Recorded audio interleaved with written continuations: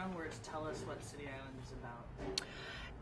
City Island is about this wonderful Italian family that has its roots in this tiny town called City Island, which is a small island in the Bronx. And it's about a dysfunctional family that tries to hide things from each other as best it can, and in the end it all blows up in their face. And the family, the Rizzos, we call them the Rizzos. Tell us a little bit about the dynamic of the Rizzos. The family of the Rizzos, they are pretty much, I would say, a very tight-knit family, but because they are ashamed of their own little bad habits and secrets, they have ended up actually being quite estranged from one another without knowing it. And one lie leads into another lie that leads into another lie, and there's a lot of miscommunication going on.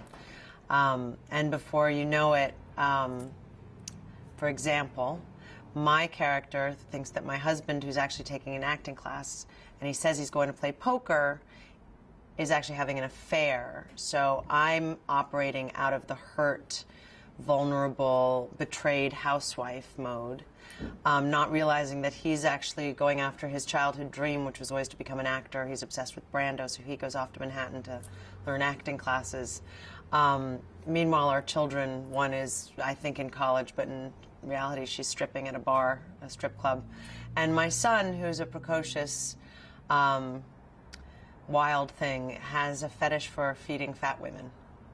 It's a very normal family.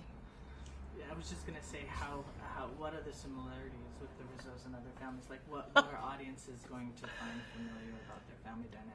Well, I think the one thing that people will all be able to relate to in this film, there's definitely one character for anyone to relate to, but one of the things that happens is we all try to protect the people we love, and by telling one small white lie. And what happens if those little white lies keep getting bigger and bigger? And I think that there's not one person who's from any kind of family that isn't going to relate to that.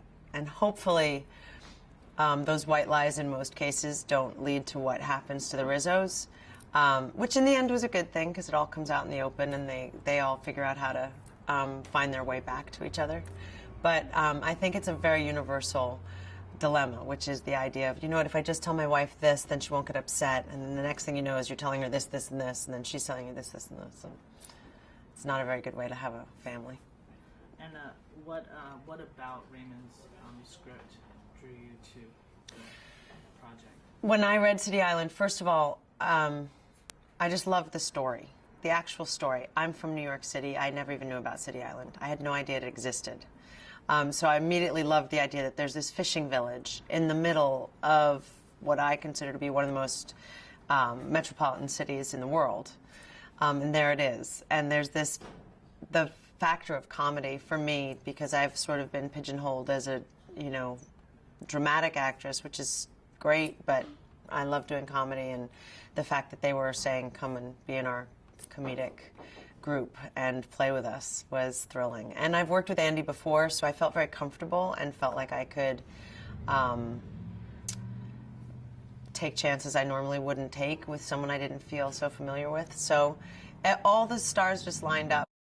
So the characters, we were just talking about the characters and how rich they were, and we don't necessarily, I think we got plenty there. So just let's talk about working with Andy Garcia. First of all, let's start with him. Well, Andy Garcia, I guess to most people, is this big movie star, but to me, he's an actor's actor, which is the highest compliment you can pay an actor, because when you're working with someone who is a movie star, they're not really there all the time. Half the time, their head is somewhere else, or they won't be there for your close-ups, or you don't feel safe. And with Andy, I felt like I was in this safety net where you have to feel like you've been married for 20 years, that you can finish each other's sentences, that you know what each other's thinking. So I don't know how you would do that with anyone else. I can't imagine anyone else in this role, for me, to have played opposite Andy, because he made it so easy to go off on him, and the arguments were easy to have because he was, I'd hit this note, he'd hit this note. It was like, you're just playing instruments together and you're going with it, and he also is funny, so he made it fun. and easygoing.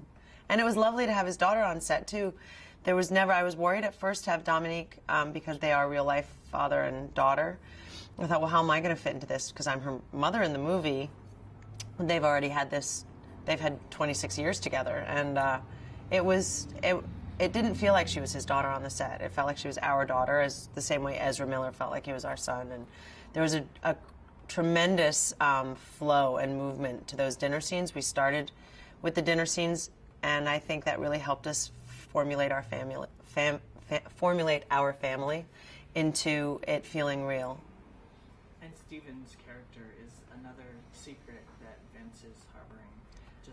Just tell us quickly the story kind of arc of like this kid comes into your house and then all of a sudden you realize he's actually Vince's son. Okay, so Stephen Straight's character comes into our lives via the prison that Andy's character works at, and Andy realizes it's his long-lost son. And he comes into our home, he brings him home, which makes Joyce crazy. It's like, there's a great line in it. I barely did any improv because the lines were so spectacular you didn't have to, but she says, what, you bring a con at random into our house? And there he is, and she has no idea who he is except he's gorgeous, and obviously he's been in prison for a year, and he's a bit randy, and her husband is having an affair, she thinks. So she starts this flirtation with this man, and that's going to be her little secret, being that everyone else is off doing their own little thing.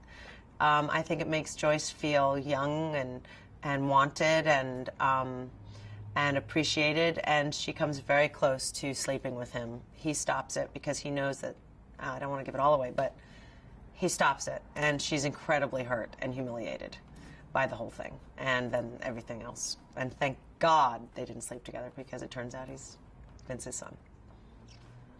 Really, honestly, if you want to say anything else, maybe something about Raymond as a director, perhaps. Well, working with a director who's written the script is usually a little bit, I always feel a little trepidatious before going in, especially with an independent film, because it's been so hard for the film to get made. And usually when a writer is directing, they can't let go of one word or one concept that they have in their head of who this character is. But Raymond really basically said, here's a gift I wrote. Take it and do what you will.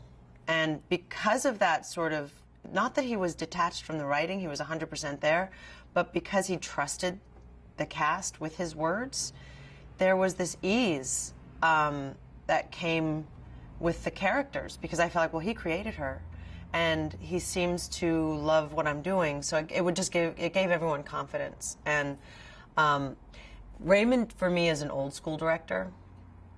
I miss the movies of the 70s. I hope in my lifetime I'll get to do a movie with Barry Levinson and Sidney Lumet and all those great 70s films that we saw. And Raymond has that quality to me.